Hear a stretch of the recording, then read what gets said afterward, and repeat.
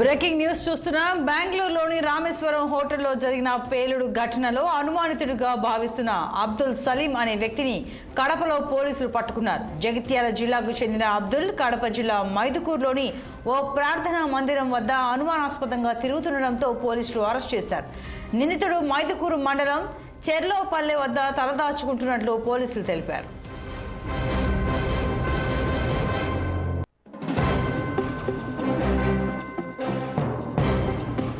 మరింత సమాచారం మా ప్రతినిధి శ్రీకాంత్ అందిస్తారు. శ్రీకాంత్, చెప్పండి.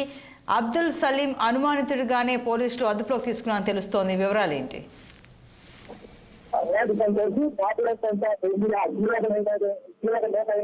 అబ్దుల్ సలీం అధికారులు అరెస్ట్ చేసినట్లు మనకు సమాచారం అందుతుంది. ఇతను సూర్యాపేటకు సంబంధించిన రాష్ట్ర కార్యదర్శిగా ఉత్తర తెలంగాణగా పనిచేస్తుండగా నిజామాబాద్ జిల్లాలో ప్రధాన నిందితుల్లో ఒకరిగా ఉన్నారైతే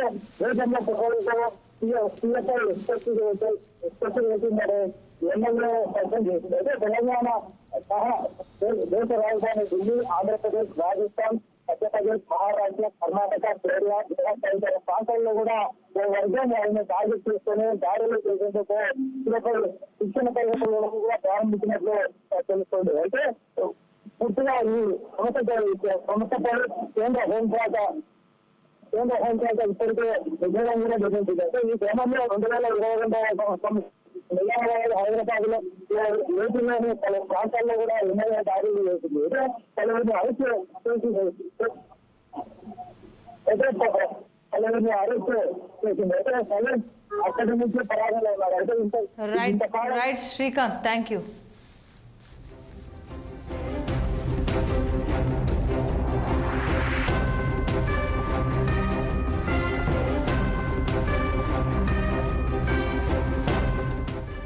బెంగళూరులోని రామేశ్వరం హోటల్లో జరిగిన పేలుడు ఘటనలో అనుమానితుడిగా భావిస్తున్న అబ్దుల్ సలీం అనే వ్యక్తిని కడపలో పోలీసులు పట్టుకున్నారు.